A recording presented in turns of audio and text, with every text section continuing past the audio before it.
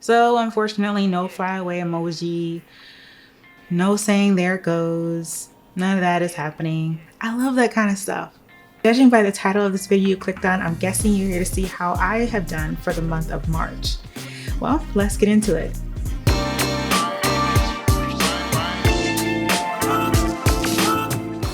Hey friends, welcome back to the channel. If you are new here, welcome. My name is Shanita, and I'm just over here in this tiny little corner of the internet to talk to you about building up your side hustle game, becoming more productive, as well as helping you pay down your student loan debt faster. Once a month, I pop on here to share with you all updates on my student loan debt journey. So if any of these topics interest you, consider subscribing. So the twists and turns of March was very interesting because it was a spillover from everything that happened in February. For updates on that, if you're new here or if you hadn't had a chance to watch my last video, click here. With that said, for the month of March, I had a lot of video editing to do, which pretty much cut into my dash time. In addition to that, I had scheduled car maintenance, birthday celebrations, bridal showers, baby showers. I also needed to replace my tires. I had to go and get my taxes filed. I haven't had to budget for that in years, but because of the pandemic, the service that I usually use to get free tax filing done, decided not to do it this year. But last month I shared with you, I wasn't quite sure how the month of March was gonna go, given that Texas had lifted its state restrictions, and how that would affect gig workers and other businesses. Many restaurants are open, which is great, but that's also because Texas has a lot of outdoor dining space. So while they have the indoor portion closed off, the outdoor portion of their restaurant is still open for seating. So many customers are opting for that experience instead. We make money when people want to stay home, and that tends to happen during cold weather, rainy day weather, or extremely hot weather, or in conditions where people have to socially distance, which explains why 2020 was my highest gig work earning year. Even though we're still in a pandemic, we are slowly transitioning out of it, which means that I am seeing a shift in revenue in comparison to last year. So because I had already projected a loss in revenue, I decided I would go ahead and take my own advice and look into the resources that I shared with you last month. The PPP loan, which converts into a grant if the funds are used properly and well documented. So I went ahead and looked into how to apply for it. In most cases, the application is done through a third party. I chose to use the NAV website. That website is an excellent resource and a wealth of information for small businesses. So I highly recommend checking it out if you are a small business. Anyway, they have a link on their website to apply for the PPP loan. And it looks like they partnered with a third party called SmartBiz. And so once you fill out that application, they take that information and put it into the official PPP loan application. Once that's done, they then take that PPP loan application and have you sign off on it. And then that goes to a bank that they have partnered with who will be issuing out PPP loans. Now, throughout the whole process, they give you really great updates on your application and making sure that you are well informed about where you are in the process. So it turns out that I was approved for the PPP loan application, but I put too many numbers on my account number. And what ended up happening is that the funds then bounced back and they weren't able to deposit the funds. So now I'm going through the process of how to rectify that. The next thing was the disaster relief for the state of Texas for that month of February where we had the winter storm. I looked into that to see if I qualified, and it did say gig workers did qualify for that because they weren't able to drive on the road during that time, which means a loss in profit. I've had to go through so many steps. When you initially call Texas Workforce, you speak to a representative who tells you basically it'll take about 4 weeks before you even see anything. Then after that, they put a hold on your account to make sure that you are who you say you are, and you are then required to verify your identification. It looks like they've contracted out with a company called ID.me. And once you get to that website, you got to go through a 4 to maybe even 5 or 6 part process to verify your identification, and then puts you in queue to speak with someone over at ID.me. And then after all that, you have to virtually meet with a ID.me representative so that they can look at you and talk to you face to face to ensure that everything you just did was valid. Now, the minimum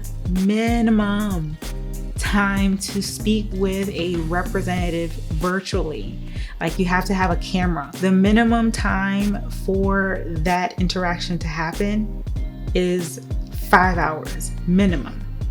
You will have to wait to speak with a ID.me representative for at minimum 5 hours. By the time I connected with a live specialist, I felt like I had gotten called for The Price is Right or something.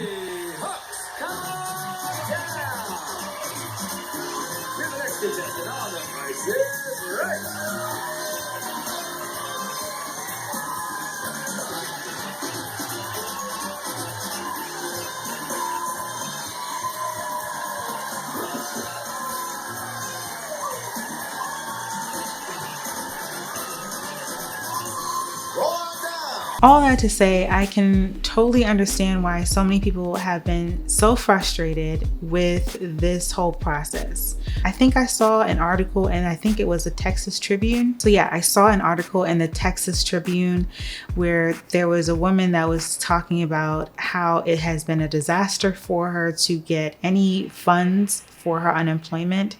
And I mean, I can only imagine. I'm not in that situation, you know. I'm very grateful to not be in that situation, but if this is what it's like for me, I can only imagine what that might be like for someone else who is, you know, in a really hard place, especially if they don't have the resources that you need to do all of this ID.me stuff. There might be some people who don't have access to a cell phone that has the capabilities of video. Some people may not have a home computer where they are able to stream video. Some people just don't have, I mean, like, what do people do if they don't have those resources? They just don't get any funds? I mean, it's not like you can walk into an ID.me office and verify your ID. They are making you solely do this remotely. So let's get back to my earnings for the month of March. Let's look at 2020 versus 2021. Wow. So for the month of March 2020, I made a total of $1,753.13. Now let's see my earnings from March 2021. $964.42 was my earnings for the month of March 2021 in comparison to $1,754.13 in March 2020. That is a whopping difference of $788.71.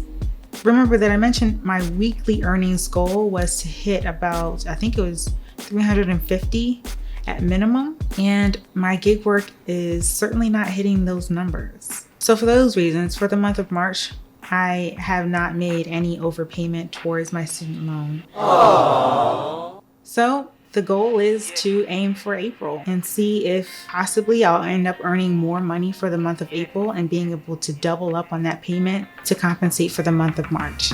So unfortunately, no fly away emoji, no saying there it goes. None of that is happening. I love that kind of stuff.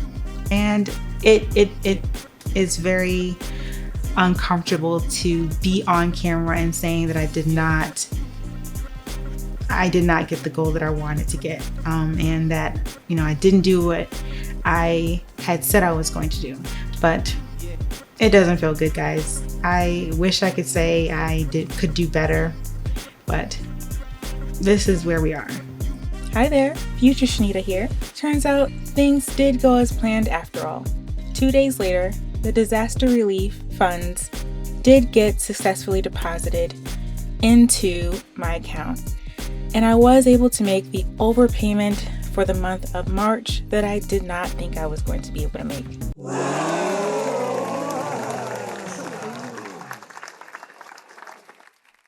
So, you guessed it, it's time to pay some bills.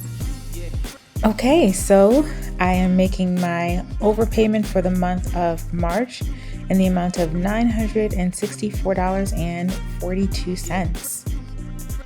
All right, so this screen is a little interesting. I did not see this screen before, in my previous overpayment videos. This screen looks like it is telling you how your payment is going to be allocated now that you are making a late overpayment. So it's telling you, so even though I don't know if you can see it, but even though I made a standard monthly payment of $330 and some change, it thinks that I am also making another standard monthly payment for the month of May, but just paying it early.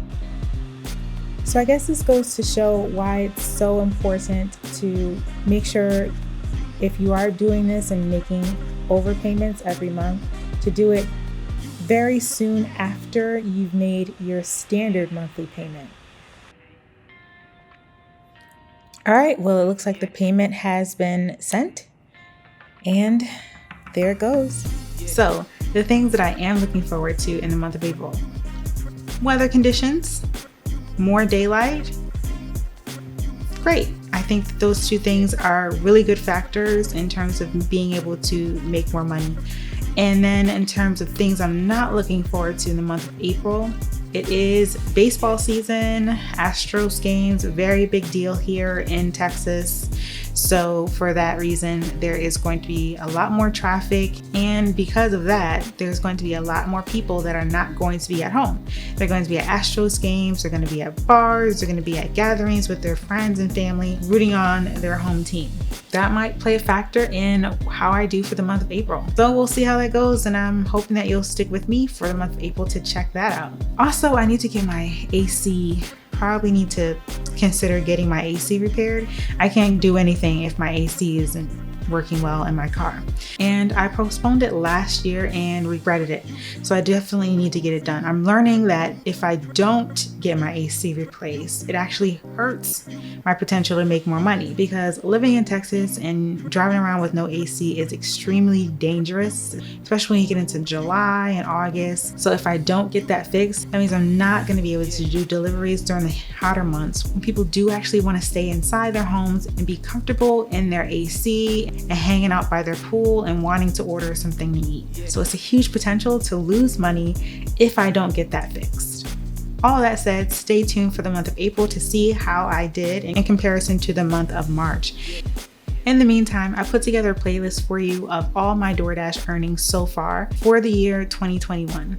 So if you're interested, be sure to check that out. And if you are new here and you have no idea what I'm talking about, be sure to check out this video below where I outlined what my earnings goals would be for the year 2021 in terms of paying off my student loan debt. Until then, I'll see you in the next one.